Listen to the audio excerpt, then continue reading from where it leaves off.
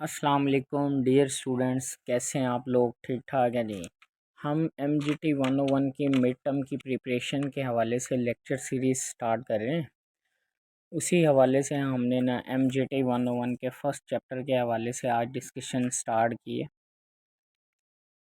First of all आप लोग ना एक चीज़ ये माइंड में रखिएगा कि अगर आप लोगों को ये सब्जेक्ट क्लियर करना है ना, तो इसको कॉन्सेप्चुअली इसको स्टडी करें, इसके शॉर्ट लेक्चर्स की तरफ फोकस ना करें, अदरवाइज़ ये आपको प्रॉब्लम्स होगी। जो स्टूडेंट्स बीकॉम, बीबीए या एमकॉम या जो अकाउंट्स और फाइनेंस के स्टूडेंट्स हैं ना स्पेशली, उनको ये सब्जेक्ट इतना इम्पोर्टेंट है ना कि नेक्स्ट कोई भी आपका सब्जेक्ट्स आएगा, MGT 401 आता है या एडवांस फाइनेंशियल अकाउंटिंग आती है, उसमें ये आपको बहुत ज़्यादा हेल्प होगी। इन चीज़ों को ही बेसिकली कंसिडर करते हुए आप लोगों की नेक्स्ट क्लासेस मूव करेंगे वो सब्जेक्ट कोड।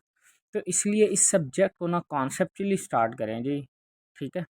सबसे पहले जी चैप्टर 1 के अंदर वो बेसिकली सबसे पहले फर्स्ट ऑफ ऑल ये बताता है जी अकाउंटिंग की डेफिनेशन क्या। वो सिंपल ये बता देता है अकाउंटिंग एक लैंग्वेज है जिसको हम यूज़ करते हैं, ये कम्युनिकेट करते हैं, जिसके अंदर फाइनेंशियल आइडियाज़ को, फाइनेंशियल एक्सप्रेशंस को और financial information. Simple is that कि अकाउंटिंग एक लैंग्वेज है जिसके अंदर हम क्या करते हैं जी, फाइनेंशियल आइडियाज़, फाइनेंशियल एक्सप्रेशंस और फाइनेंशियल इंफॉर्मेशंस को हम कम्युनिकेट करते हैं और अंडरस्टैंड करते हैं, ठीक है जी। नेक्स्ट स्टेप पे है जी आपके पास वो फाइनेंशियल इंफॉर्मेशन, वो बता देता है जी फाइनेंशियल इंफॉर्मेशन किसे कहते हैं जी। लैंग्वेज आप पढ़ लेना खुद ही जी कि ये क्या चीज़ होती है। फाइनेंशियल इंफॉर्मेशन उस चीज़ को कहेंगे जिसको हम मैयर कर सकते हैं इन टर्म्स ऑफ मनी, और जिससे बिजनेस की फाइनेंशियल पोजीशन चेंज हो, जिससे बिजनेस की फाइनेंशियल पोजीशन भी चेंज हो जाए और उसको हम मैयर भी कर सकें इन टर्म्स ऑफ कैश। जैसे फॉर एग्जांपल मैं आपको समझाने के लिए बता देता हूँ कि कोई भी बिजनेस है उसके अंदर वो कहता है कि गुड्स परचेज किए हैं ₹5000। भाई जब गुड्स आपने परचेज किए हैं, इससे बिजनेस की पहली कंडीशन ये है कि फाइनेंशियल इंफॉर्मेशन की उसको मैयर किया जा सकता है इन टर्म्स ऑफ मनी। तो जब आपने गुड्स परचेज किया उसके अगेंस्ट कैश तो पे किया होगा। बिजनेस की फाइनेंशियल पोजीशन भी चेंज होगी कि बिजनेस के अंदर जब गुड्स परचेज किए हैं तो गुड्स वाला एसेट इंक्रीज हो गया होगा, और सेकेंडली आपके जो कैश आउट हुआ होगा। ये आगे जाके फर्दर हम डिस्कस करेंगे, अभी जस्ट आपको समझाने के लिए बताया। फाइनेंशियल इंफॉर्मेशन के लिए कंडीशन क्या है कि उसको हम मैयर कर सकें इन टर्म्स ऑफ मनी, और जिससे बिजनेस की फाइनेंशियल पोजीशन हो उसको हम क्या नाम देंगे जी, फाइनेंशियल इंफॉर्मेशन। अब जो फाइनेंशियल इंफॉर्मेशन होता है बेसिकली उसके सोर्स, तीन सोर्सेज होते हैं, तीन सोर्सेज से हमें फाइनेंशियल इंफॉर्मेशन मिलती है। पहला सोर्स आपके पास क्या है जी, ट्रांजैक्शंस। Second event condition. अब हम इनको वन बाय वन डिस्कस कर सकते हैं। अब कहता है ट्रांजैक्शन किसे कहते हैं, कहता है transactions are the outcome of dealing made. Transaction उस चीज को कहेंगे जिसके दरमियान दो लोगों के दरमियान डीलिंग हो। अब दो लोग कौन होंगे, एक आपका बिजनेस और सेकंड दूसरी पार्टी, कोई भी हो सकती है। अब इवेंट और कंडीशन को बाद में डिस्कस करते हैं, पहले हम समझ लेते हैं कि भाई ट्रांजैक्शंस हैं क्या। अब ट्रांजैक्शन की डिफरेंट टाइप्स हैं। अब वो यहाँ पे ट्रांजैक्शन को डिटेल में बता रहा है, कहता है transaction occurs when two person deal with each other. जब दो लोग आपस में डीलिंग करें। अब दो लोग, एक तो बिजनेस होगा, एंटिटी होगा जो आपका बिजनेस है, दूसरा कोई भी हो सकता है, वो कोई पार्टी हो सकती है या ऑनर हो सकता है जो बिजनेस का है उसको। अब हम ट्रांजैक्शन की टाइप्स की तरफ फर्दर मूव करें। सबसे पहले पहले कहता है सोशल मोटिव डीलिंग। कहता है सोशल ट्रांजैक्शंस क्या होती है। फॉर एग्जांपल एक आदमी है, उसने बर्थडे गिफ्ट, कहता है a person receive birthday gift from his friend, तो उसने अपने फ्रेंड से बर्थडे गिफ्ट रिसीव किया। या वो ये भी कह सकते हैं कि एक बर्थडे गिफ्ट किसी को दिया उसने। तो ये ट्रांजैक्शन बिजनेस ट्रांजैक्शन नहीं है, ये इकोनॉमिक ट्रांजैक्शन नहीं है, अकाउंटिंग ट्रांजैक्शन नहीं है, ये एक सोशल ट्रांजैक्शन है, ठीक है। नेक्स्ट पे क्या कर रहा है, इकोनॉमिक बेनिफिट डीलिंग्स, जिसको हम अकाउंटिंग ट्रांजैक्शन कहते हैं। कहता है अकाउंटिंग ट्रांजैक्शंस के लिए क्या है कि अकाउंटिंग ट्रांजैक्शन एक ऐसी ट्रांजैक्शंस होंगी जिसमें क्या कहते हैं, मॉनिटरी डीलिंग होगी between entity and other person. Entity means जो आपका बिजनेस है। तो अकाउंटिंग ट्रांजैक्शन के लिए क्या कंडीशन होगी कि जिसमें क्या होगा, मॉनिटरी, नंबर सेकंड आपके पास क्या होगा कि डीलिंग होगी between entity and other persons, ठीक है। इससे क्या होता है, जब आपके बिजनेस की मॉनेटरी उसमें इन्वॉल्व हो डीलिंग, और secondly entity with other person, उससे बिजनेस की फाइनेंशियल पोजीशन चेंज होती है। बिजनेस की फाइनेंशियल पोजीशन चेंज होती है। अकाउंटिंग ट्रांजैक्शन में दो दो लोग इन्वॉल्व होते हैं। अकाउंटिंग ट्रांजैक्शन में एक आपका बिजनेस इन्वॉल्व होता है और एक अदर पर्सन होता है। अब वो यहाँ पे बता रहे हैं कि dealing between entity and other person, जैसे क्या कहते हैं, dealing of entity first party with owner second party. अब देखो, एक आप डीलिंग करें ओनर के साथ, आपने काउंटिंग करते वक्त ये बात आगे जाके एक कॉन्सेप्ट पढ़ोगे, separate entity concept. Separate entity concept क्या कहता है, ओनर एक अलग चीज है, बिजनेस एक अलग चीज है। भाई ओनर को अलग कंसीडर करना है, बिजनेस को अलग कंसीडर करना है। क्यों? क्योंकि हम अकाउंटिंग इसीलिए कर रहे होते हैं कि हमने बिजनेस में एक्चुअल प्रॉफिट या लॉस मालूम करना है। अगर हम ओनर बिजनेस में पैसा इन्वेस्ट करें, उसका रिकॉर्ड ना करें, और ऑनर पर्सनल बिजनेस से पर्सनल यूज के लिए पैसा विदड्रॉ कर ले, उसका हम रिकॉर्ड ना करें, तो उसका फिर हम बिजनेस का एक्चुअल प्रॉफिट या लॉस मालूम नहीं कर सकेंगे। तो इसलिए वो कह रहा है कि जब आपके बिजनेस को आपने सेपरेट कंसीडर करना है ऑनर से। जब आपके बिजनेस की डीलिंग हो रही किससे? ऑनर से। तो सेकंड पार्टी कौन हो जाएगी? Owner. Dealing of entity, entity first party है आपकी जब डीलिंग हो रही है, सेकंड पार्टी कौन है? ऑनर।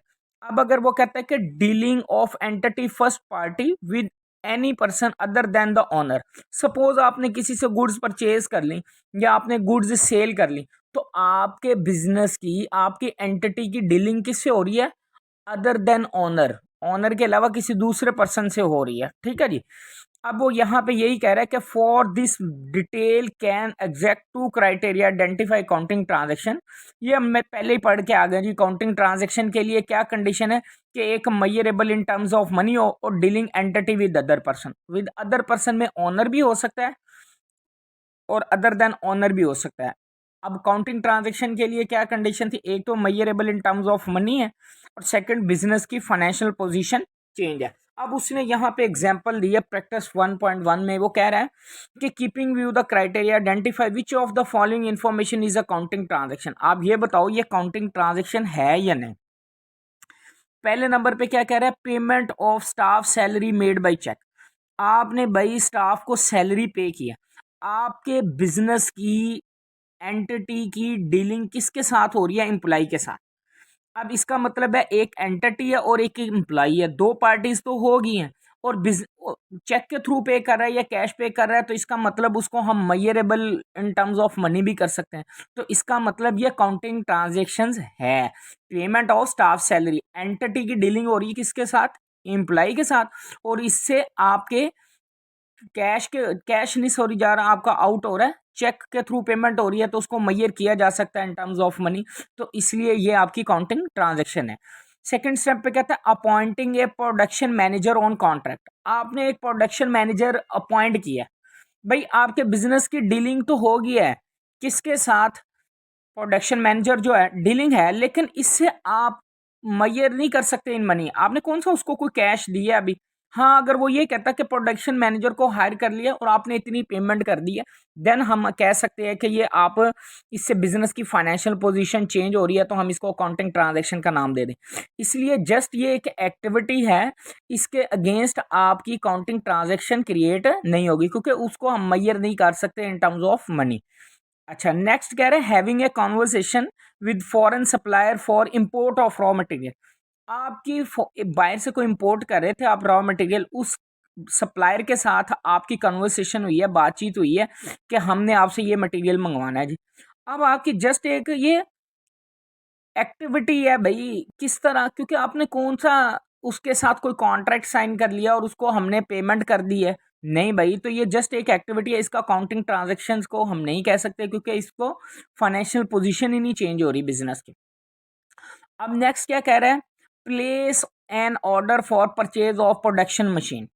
अब कहता है प्लेसिंग एन ऑर्डर, एक ऑर्डर आपने प्लेस किया परचेज ऑफ प्रोडक्शन मशीन। भाई ऑर्डर आपने प्लेस किया है, आपने कोई पेमेंट तो नहीं की। अगर पेमेंट कर देते देन आप कहते हैं ना कि इससे बिजनेस की फाइनेंशियल पोजीशन चेंज हुई है, तो हम कह देते ये अकाउंटिंग ट्रांजैक्शन है। नेक्स्ट फिफ्थ पे कह रहा है purchase motor vehicle and paying cash for the price. ये देखें जी गौर से, फिफ्थ पॉइंट में वो कहता है मोटर व्हीकल उसने परचेज कर लिया and paying cash for the price. इसका मतलब आपके बिजनेस की डीलिंग हो रही है जिस पार्टी से आपने मोटरसाइकिल परचेज की होगी। अगर आपने किसी इंडिविजुअल से परचेज किया है या किसी शोरूम से परचेज किया है, जिससे भी किया है, एंटिटी की डीलिंग हो रही है सेकंड पार्टी के साथ। और साथ साथ ये कह रहे हैं and paying cash for the price, और आपने कैश भी पे कर दिया, इससे बिजनेस की फाइनेंशियल पोजीशन भी चेंज हो रही है और डीलिंग की एंटिटी भी हो रही है थर्ड पार्टी के साथ। तो ये काउंटिंग ट्रांजेक्शन्स है जी। नेक्स्ट स्टेप पे वो ये कह रहे हैं जी आइडेंटिफाई अकाउंटिंग ट्रांजेक्शन्स। आप ये बताएं जी ये अकाउंटिंग ट्रांजेक्शन्स हैं या नहीं। कहता है upkeeping upkeeping expenses of building paid by cheque. आपने भाई बिल्डिंग आपने के अगेंस्ट कोई आपका एक्सपेंस हुआ है, उसके अगेंस्ट आपने पेमेंट की है, तो आपके ये रिपेयरिंग चार्जेस हैं और उसको पेमेंट कर दिया है, measurable in terms of money है, तो ये काउंटिंग ट्रांजैक्शंस है। Collection of dues from customer, आपने कस्टमर से पैसे रिसीव करने थे, आपके बिजनेस की एंटिटी की डीलिंग हो रही है किसके साथ, कस्टमर के साथ, और measurable in terms of money भी है, तो ये भी काउंटिंग ट्रांजैक्शन है। Negotiation with bank for taking loan, आपकी बैंक के साथ बातचीत हो रही है कि हम आपके साथ आपसे लोन लेना चाह रहे हैं। भाई अभी लोन लिया तो नहीं है ना, नेगोशिएशन हो रही है जस्ट, ये एक एक्टिविटी है, इससे फाइनेंशियल पोजीशन चेंज नहीं। हाँ ये क्या कह रहा है, receiving cash against loan from bank, आपने जब लोन ले लिया बैंक से तो आपको कैश रिसीव हुआ, तो एंटिटी की डीलिंग हो रही किसके साथ, बैंक से। तो एक तो डीलिंग हो गई है, सेकंडली आपके बिजनेस की फाइनेंशियल पोजीशन भी चेंज हो गई है, ये हमारी अकाउंटिंग ट्रांजैक्शन है। नेक्स्ट क्या कह रहे हैं, payment of personal expense by the owner in cash. अब मैंने आपको पहले भी बताया था आपकी डीलिंग सेपरेट एंटिटी कॉन्सेप्ट क्या कहता है, ओनर एक सेपरेट चीज है, बिजनेस एक सेपरेट चीज है। तो भाई बिजनेस की डीलिंग हो रही है किसके साथ, ओनर के साथ। अब ये नहीं कंसीडर करना कि भाई ओनर पर्सनल यूज के लिए कैश विड्रॉ कर लिया उसने, तो हम इसको रिकॉर्ड ना करें। भाई इसके बिजनेस की फाइनेंशियल पोजीशन चेंज हो रही है, और सेकंडली आपके बिजनेस की डीलिंग हो रही है किसके साथ, ओनर के साथ। काउंटिंग करते वक्त ये बात जहन में रखना, आपने अपने आप को ओनर नहीं कंसीडर करना, आपने अपने आप को अकाउंटेंट कंसीडर करते हो। आपने ये समझना आप उस ऑर्गेनाइजेशन, उस इंडिविजुअल, उस पार्टनरशिप के अकाउंटेंट हो, और उसके अगेंस्ट जो जो ट्रांजैक्शंस हो रही होंगी आपने उसका प्रॉपर रिकॉर्ड करना है। अब ऑनर ने पर्सनल यूज के लिए क्या किया जी, एक्सपेंसेस के लिए कैश विड्रॉ किया, तो आपके बिजनेस की फाइनेंशियल पोजीशन भी चेंज हो गई है और डीलिंग एंटिटी बिटवीन ऑनर हो रही है। नेक्स्ट स्टेप है जी जो पीछे हम पढ़ के आए थे कि सोर्स ऑफ फाइनेंशियल इंफॉर्मेशन तीन है, एक ट्रांजैक्शंस है, ट्रांजैक्शन में हमने पढ़ लिया कि जी measurable in terms of money होना चाहिए और डीलिंग होनी चाहिए किसी अदर पर्सन के साथ, वो ऑनर भी हो सकता है या अदर देन ऑनर भी हो सकता है। अब नेक्स्ट स्टेप पे हम पढ़ने जा रहे हैं जी event. Event means anything that happen, there are two types of monetary events, non monetary events. जैसे वो ये कहता है it is an outcome of happening और occurrence of incident that can be measured in terms of money and can cause a change in financial position.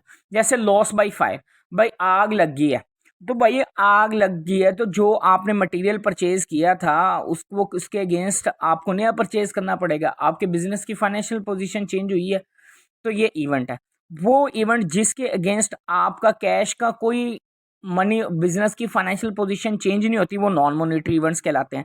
वो कौन से हो सकते हैं, अच्छा पहले ये लॉस बाय एक्सीडेंट हो गया, लॉस बाय फायर हो गया, लॉस बाय थेफ्ट हो गया, ये सारे के सारे आपके इवेंट है मॉनिटरी। नॉन मॉनिटरी इवेंट्स क्या होता है, जैसे कहते हैं it is an outcome of happening occurrence of incident that can not be measure it in terms of money and can not change the financial position of the.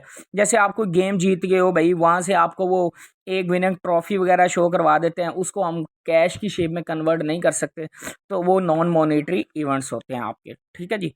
Next step पे है जी आपके पास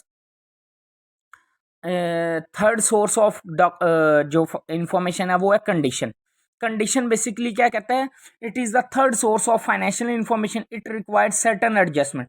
देखो जब आपके बिजनेस में जो assets होते हैं, आगे जाके हम एसेट्स पढ़ते हैं क्या चीज़ें, अभी जस्ट ये समझ लें, जो सपोज आपके बिजनेस में एक फर्नीचर है, उस फर्नीचर को इस्तेमाल करने की वजह से उसकी वैल्यू डिक्रीज हो जाए। आपने 1 जनवरी 2022 को एक फर्नीचर परचेज किया 1 लाख का, आपका 31 दिसंबर 2022 को क्या ये फर्नीचर 1 लाख की वैल्यू का ही है? नहीं भाई, उसकी वैल्यू डिक्रीज हुई है।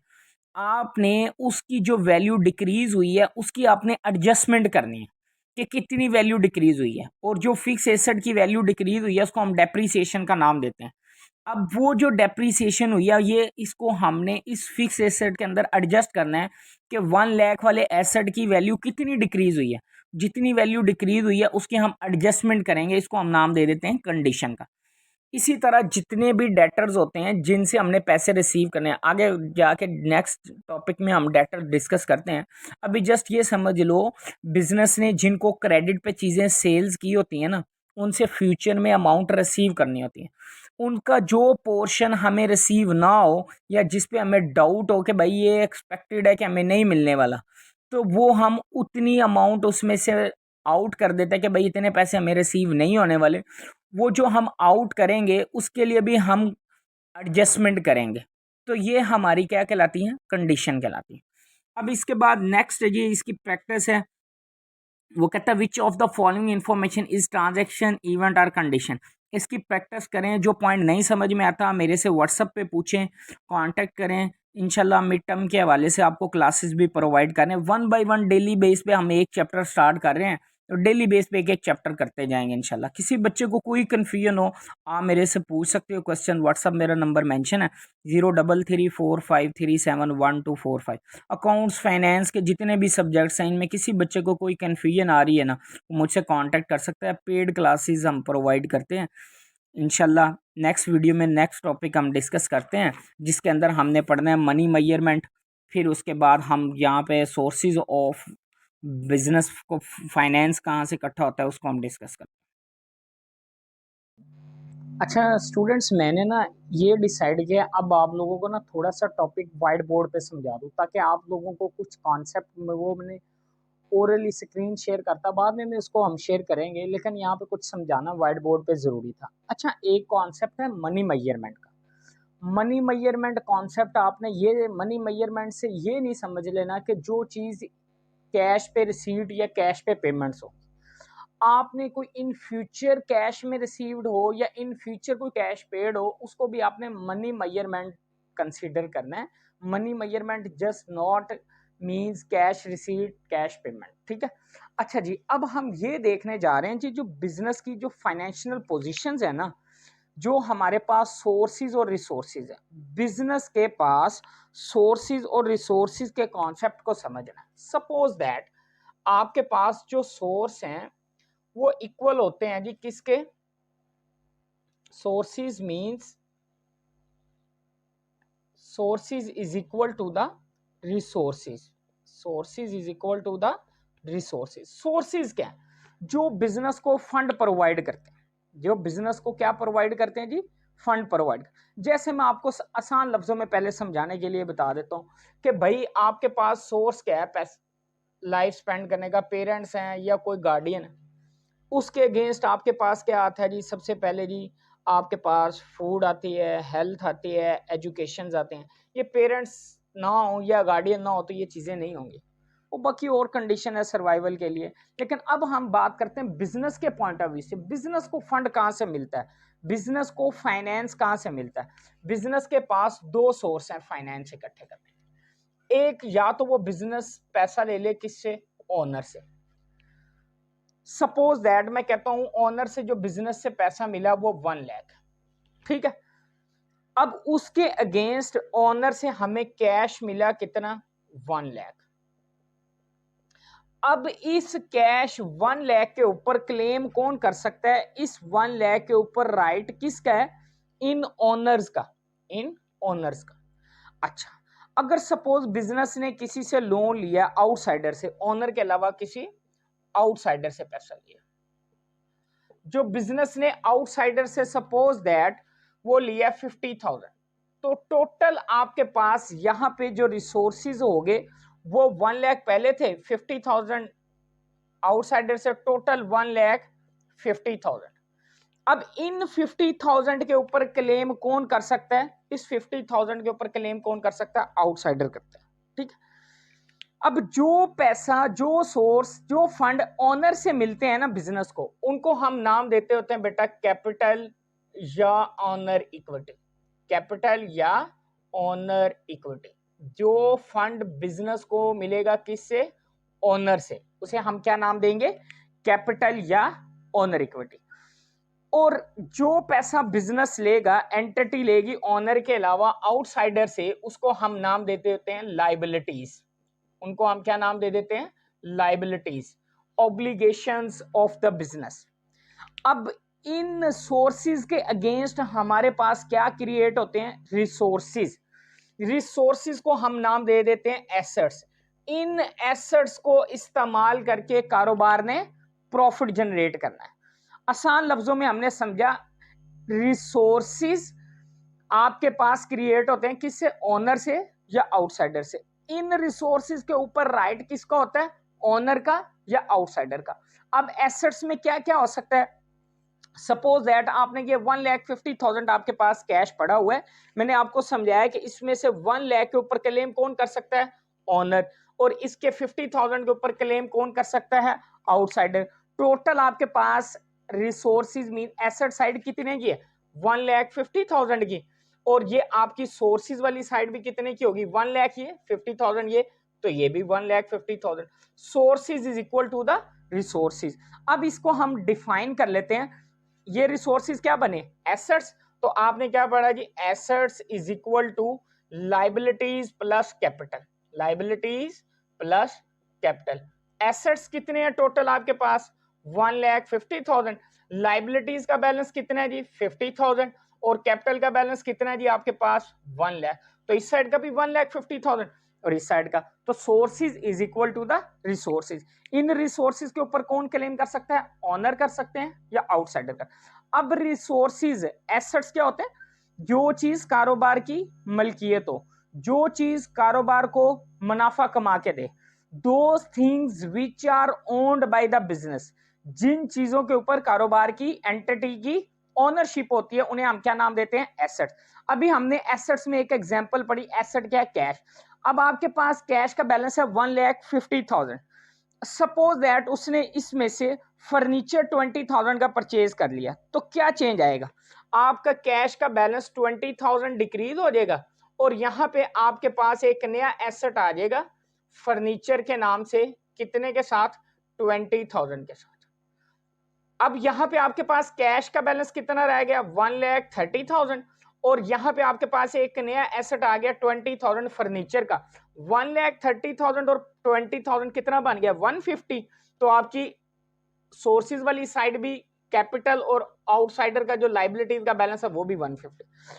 सिंपल इज दैट कि आपके पास एसेट्स क्या होते हैं? जो चीज कारोबार की मलकियत होती है, जो चीज कारोबार को मुनाफा कमा के दे, वो आपके क्या कहलाते हैं? एसेट्स। अब एसेट्स की डिफरेंट एग्जांपल्स हैं।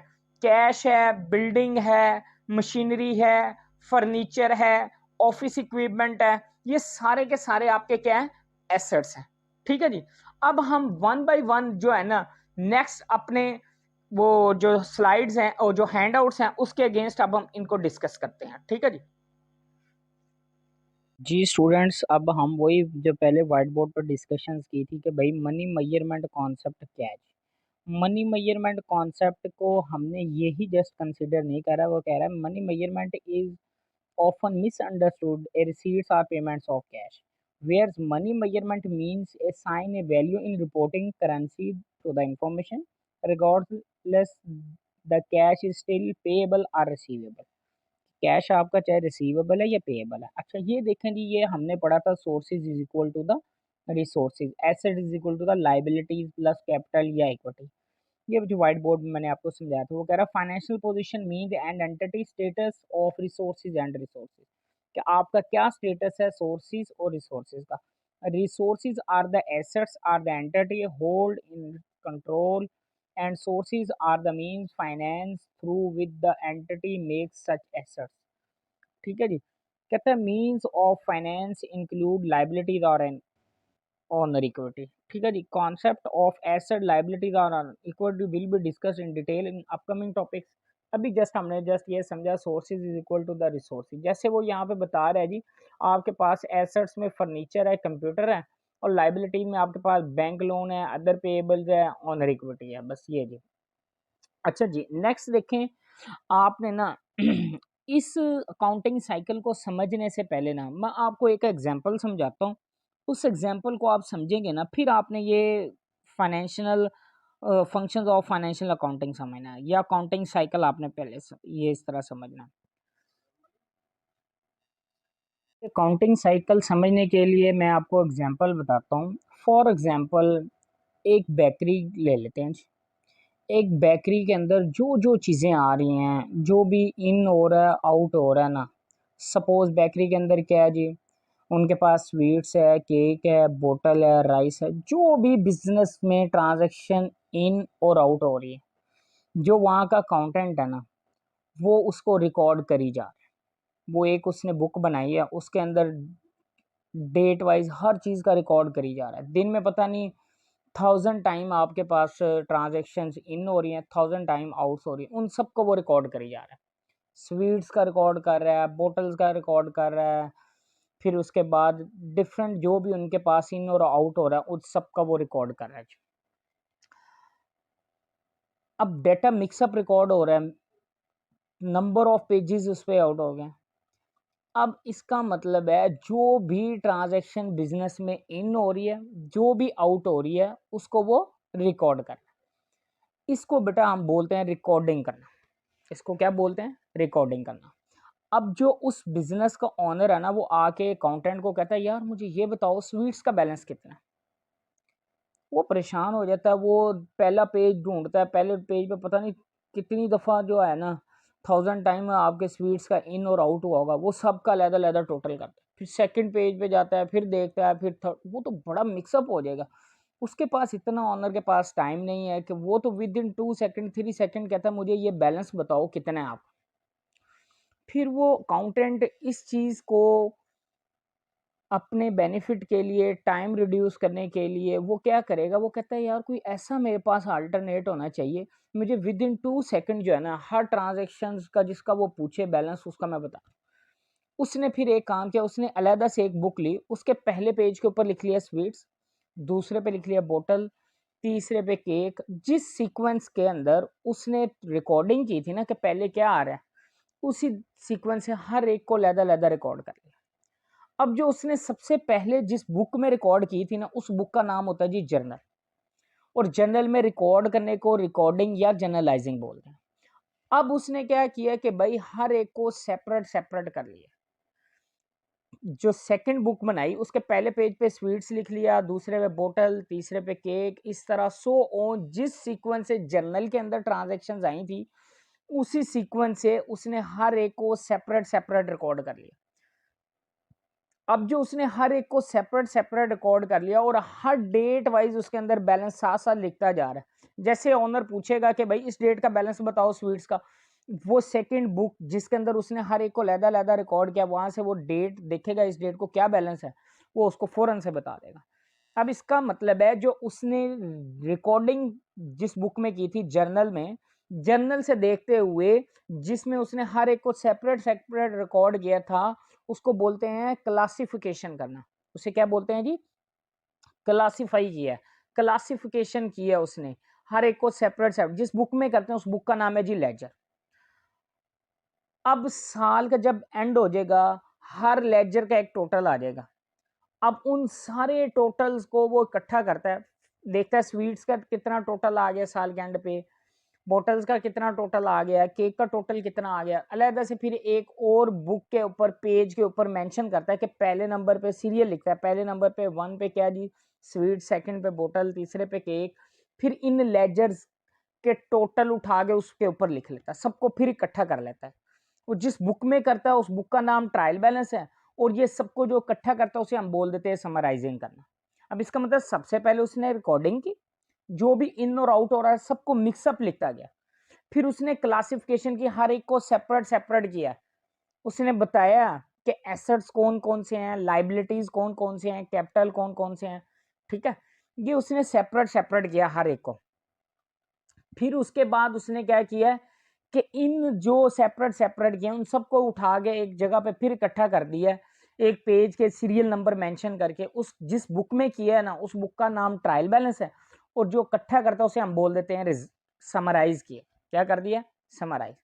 अब हम अकाउंटिंग क्यों कर रहे थे? हमारा अकाउंटिंग करने का मकसद क्या था? हमने रिजल्ट्स मालूम करना था, हमने रिपोर्ट्स बनानी थी, हमने फाइनेंशियल स्टेटमेंट बनानी थी, हमने ये देखना था कि हमारे बिजनेस के क्या प्रॉफिट आए, क्या लॉसेस आए। अब समराइजिंग के बाद, ट्रायल बैलेंस बनाने के बाद हमने क्या देखना है? हमने रिजल्ट्स प्रोड्यूस करने हैं। वो रिजल्ट्स प्रोड्यूस करने के लिए हमें फाइनेंशियल स्टेटमेंट बनानी पड़ती है, वो डिफरेंट है, उसको हम बाद में डिस्कस करेंगे जी।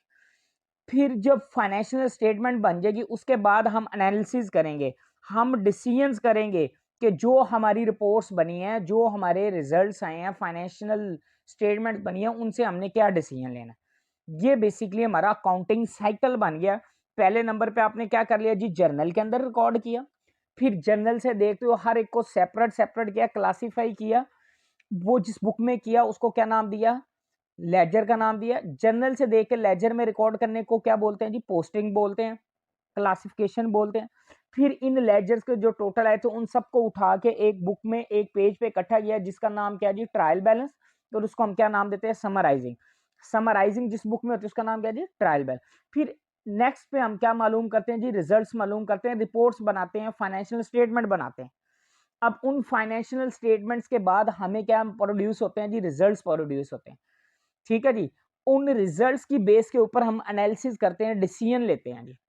ये आपके पास काउंटिंग साइकिल बन गया। जर्नल से लेजर, लेजर से ट्रायल बैलेंस, ट्रायल बैलेंस से आपके पास क्या बन गई? Financial statements. ठीक है जी, ये आपके पास है। अच्छा, इसमें ना कोई भी ट्रांजैक्शन होती है ना, यहाँ पे एक कॉन्सेप्ट समझते जाएं। हर बिजनेस ट्रांजैक्शन के मिनिमम 2 चेंजेस होते हैं। हर बिजनेस ट्रांजैक्शन जो काउंटिंग ट्रांजैक्शन है उसके कितने चेंज होते हैं जी? 2 चेंजेस होते हैं।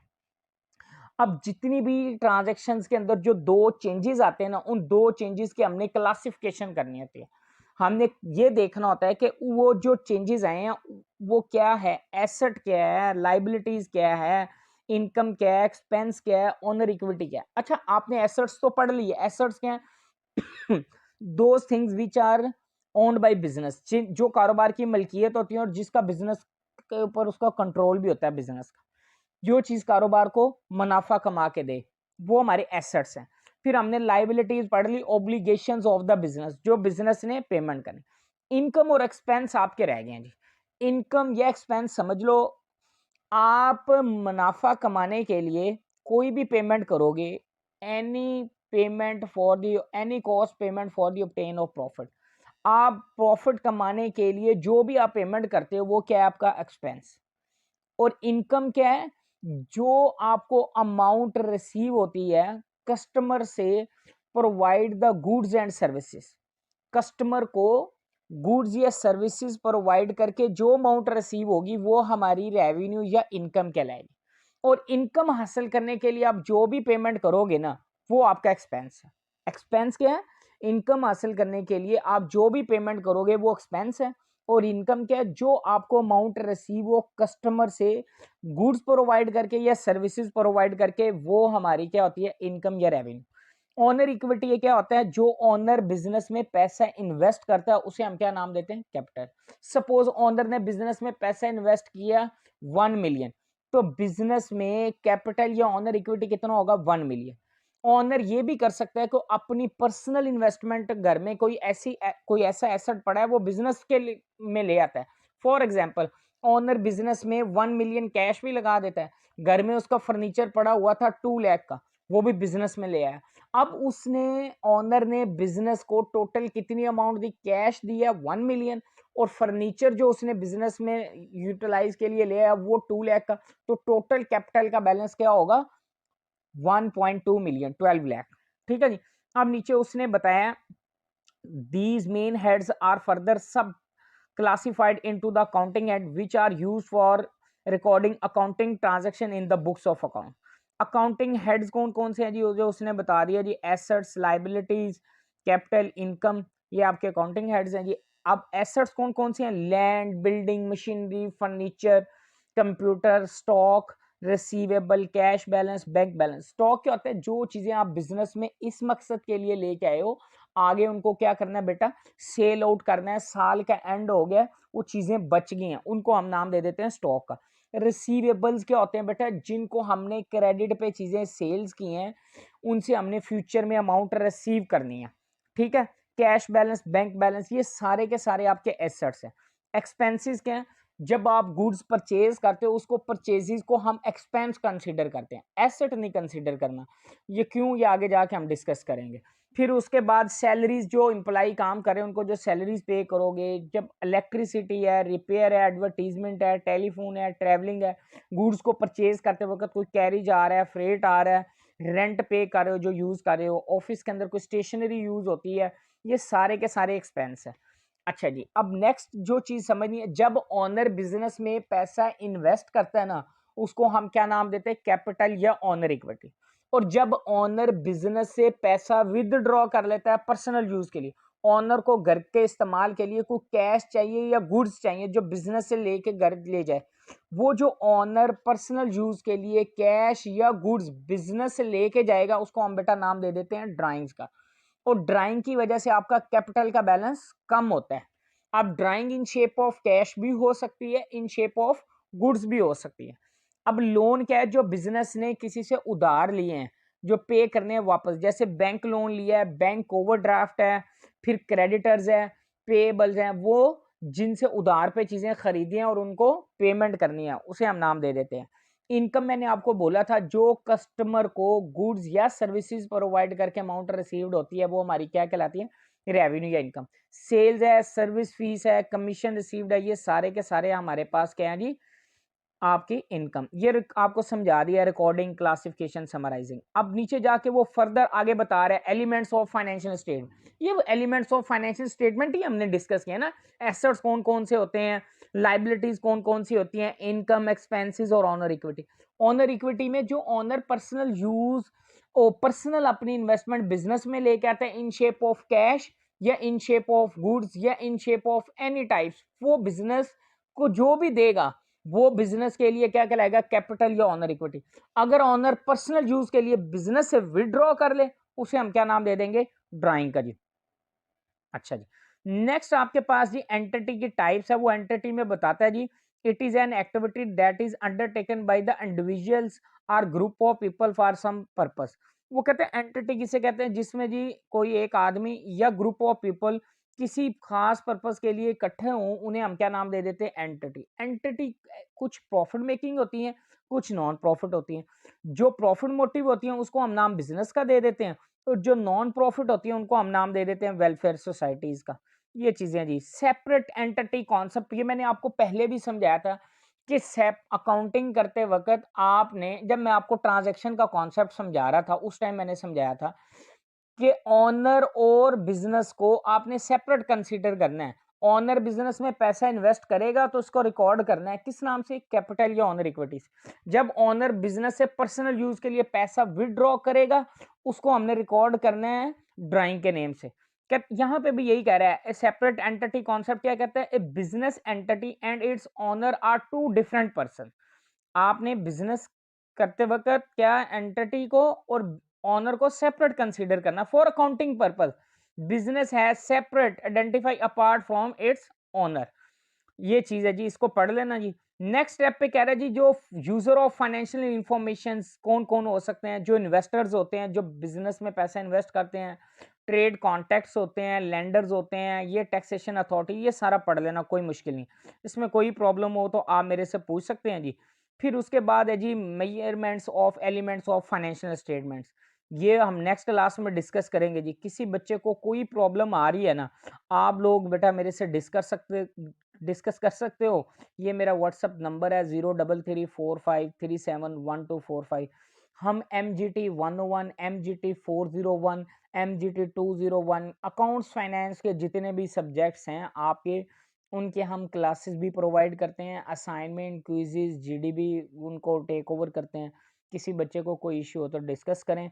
चैनल को लाजमी सब्सक्राइब करें। लोग वीडियो देख लेते हैं बच्चे, चैनल को लाजमी सब्सक्राइब करें ताकि हम नेक्स्ट मूव कर सकें और डिफरेंट सब्जेक्ट्स की वीडियोस। ये आपकी अप्रिसिएशन रिक्वायर्ड होती है। थैंक यू जी, अल्लाह हाफ़िज़।